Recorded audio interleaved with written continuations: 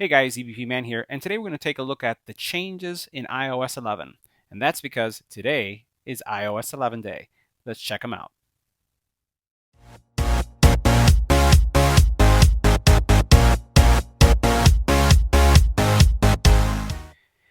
Now, a lot of the changes that you're going to see on the phone in iOS 11 were announced as part of the iPhone 8, 8 Plus, and the iPhone 10.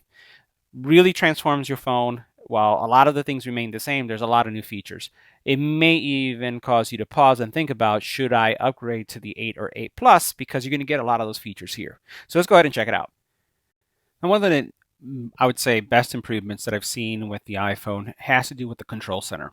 So if we swipe from the bottom up, you're going to get these controls, which are kind of chunky, but they're actually very easy to use. So this changes the dynamics completely as how you make changes on your phone. So simply, if you want to change the brightness of your phone, you can just do this. If you want to increase or decrease the volume, you can just do this. It's really, really easy. Some of these chunky control options have the ability to expand and grow and give you more options. So for example, if I press and hold on this one, you'll notice nothing's happening. Nothing's happening here.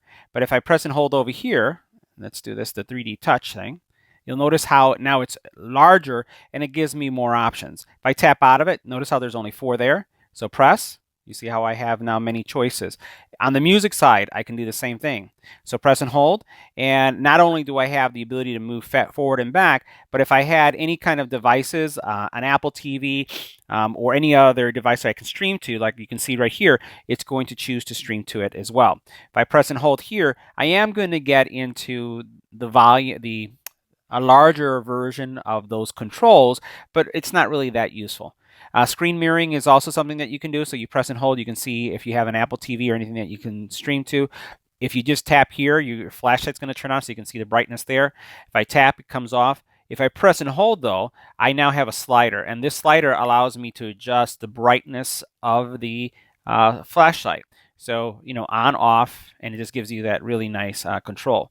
So each one of these are pretty self-explanatory, but they're greatly improved. What I wanted to show you is that in addition to being able to press, hold, and getting these larger controls, you do have the ability to go into specific functions.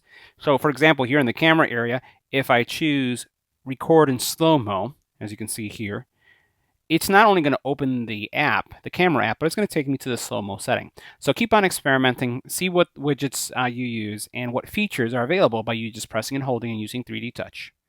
Now, modifying your control center is pretty simple. You go into settings, you choose control center, and in control center, customize controls.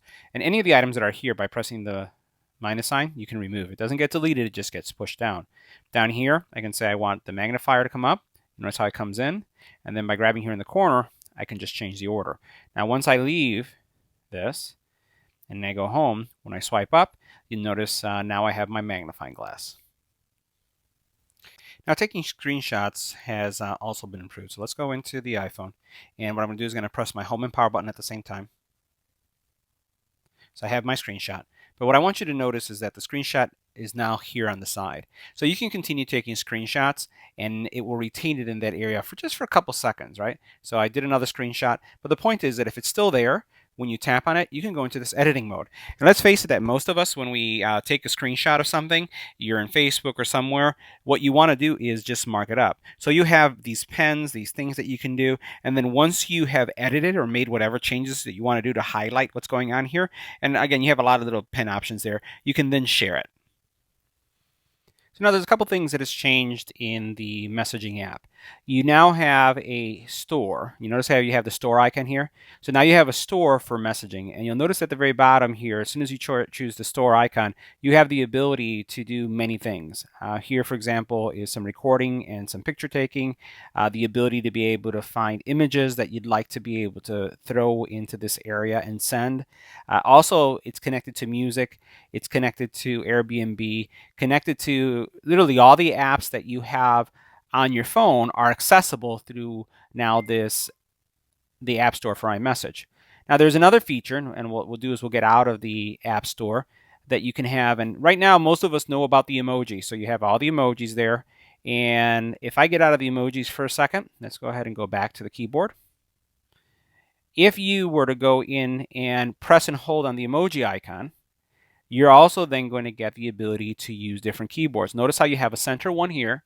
You also have a left and a right. So this is a great option for those of you who have smaller hands and you find it difficult to reach to the side. So this allows you to use your phone one-handed. Now you may be asking yourself, well, why would I ever want to do that, or I'd never use the one-handed mode? I had to tell you, having using smartphones for a very long time, and this comes back to the Trio.